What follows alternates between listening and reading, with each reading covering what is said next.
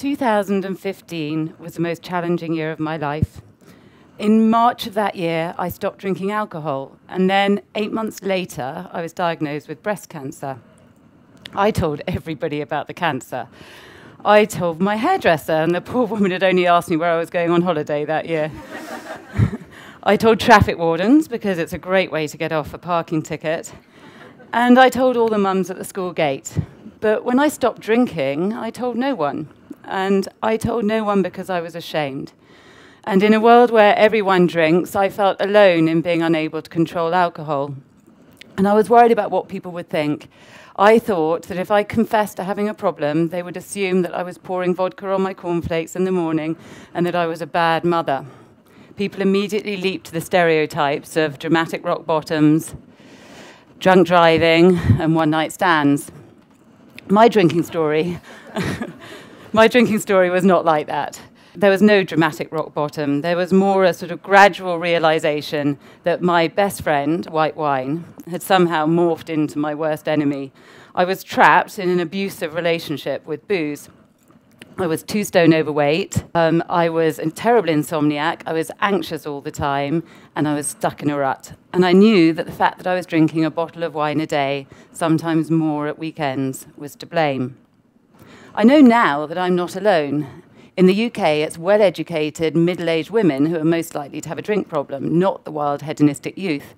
An OECD study concluded that 1 in 5 female graduates in the UK drink hazardously. That's defined at more than twice the recommended level. So, after several months of trying to drink more sensibly, I finally, and I have to admit reluctantly, concluded that moderation was never going to be my forte, and I quit altogether. And I quickly realized how deeply ingrained the stigma of alcohol addiction is in society, and how differently alcohol is treated from any other drug. So who here has quit smoking in the past? Yeah, me too. And you might remember that when you quit smoking, the conversation goes something like this. Cigarette. No, thank you, I've quit. Oh, wow, well done you. What willpower. You should be proud of yourself. I bet you feel amazing. It's not like that when you give up drinking. It goes more like this. Drink? No, thanks, I've quit. Silence. Then they go, did you have a problem? Are you an alcoholic? And, oh, go on, don't be a bore, just have one, that won't do you any harm. I hope you don't expect me not to drink because I can handle it. You see, when you become addicted to cigarettes, people blame the nicotine. But when you become addicted to drinking, they blame you. Because nobody wants to blame the nation's favorite drug, and no one wants to think that their own drinking habit might be a problem. So alcohol is the only drug that you have to justify not taking. And that means that we, the non-drinkers, are made to feel ashamed. And that makes quitting so much harder. At this point, you might be thinking that this comparison is unfair and that alcohol is way less harmful than nicotine or any other drug. But that's where you're wrong. The 2010 Nut Report into the relative harms of different drugs on the individual found that alcohol was the 4th most harmful drug tested after crack cocaine, heroin, and crystal meth. And when you combine the harm with the individual with the harm to society, then alcohol is by far and away the most dangerous drug available. Nicotine comes in at number 6. A study by the American Society of Clinical Oncology found that alcohol was linked to 7 different types of cancer. They estimate that more than 1 in 20 cancer deaths worldwide is caused by alcohol. In the UK alone, 3,200 women each year are diagnosed with breast cancer because of their drinking. Dame Sally Davis, the chief medical officer, was quoted as saying that she thinks about her risk of breast cancer every time she considers pouring a glass of wine. Needless to say, that was not a popular message, and she was lambasted for it. But alcohol kills more people globally than malaria, meningitis, tuberculosis, and dengue fever put together. Of course, most people drink happily and sensibly, and if that's you, then I applaud you. Although, full disclosure, I hate you a little bit too. Because I was like you for many years, and then there came the day when I realized I had stopped controlling alcohol and it was controlling me. And there are millions of men and women like me out there, the all-or-nothing tribe, who can't can't play with an addictive drug without getting their fingers burnt.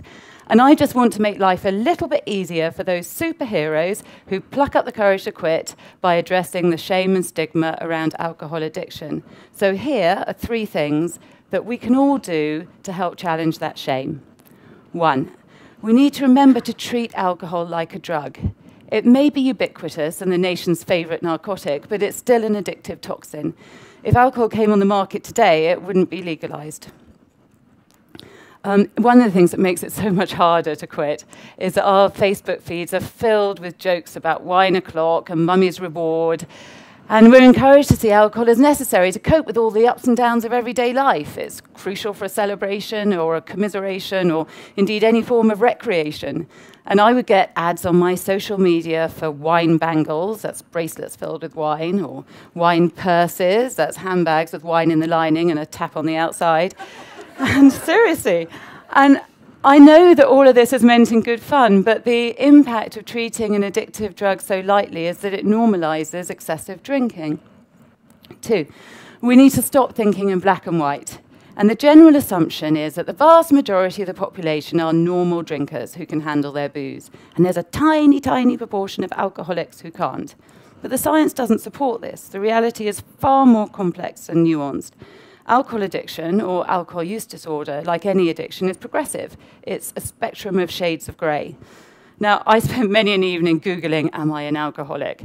And I would answer the resulting questionnaire, and it would ask questions like, do you drink alone? And I would say, no, I'm with my dog.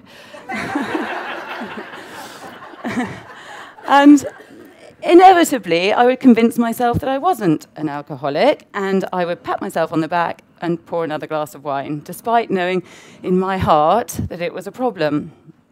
There is no other drug that treats its addicts like this. When you quit smoking, you don't become a nicotineaholic, you are merely a non-smoker. And the fear and shame of being branded with the badge alcoholic stops many people like me, the grey area drinkers, from seeking help before you really do reach rock bottom, which is a very difficult place to claw your way back from.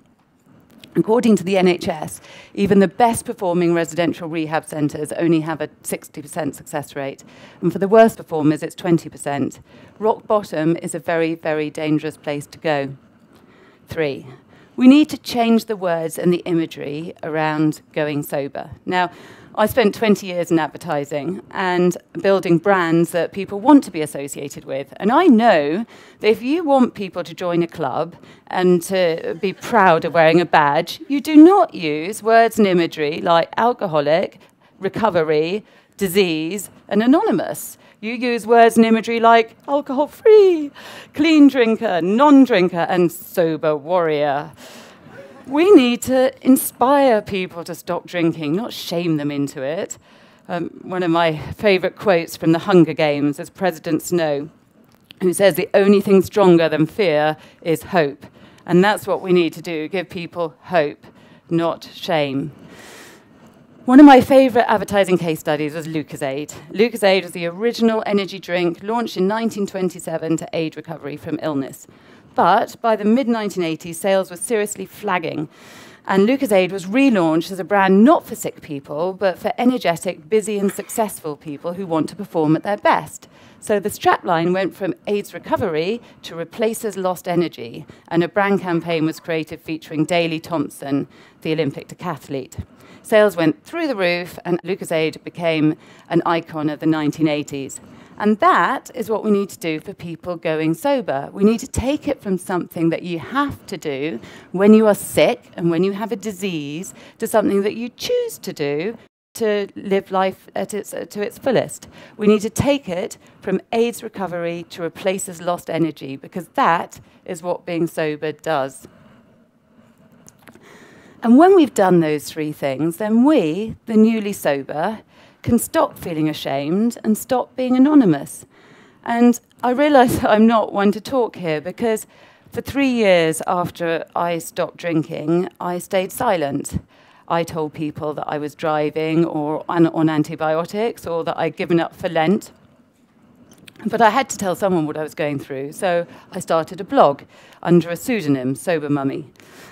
And within a year, despite the fact that I didn't publicise it at all because I was far too embarrassed, Within a year, I'd had nearly 1 million hits. I found men and women all over the world who'd also become addicted to alcohol, who also felt ashamed, and who also felt alone until we found each other.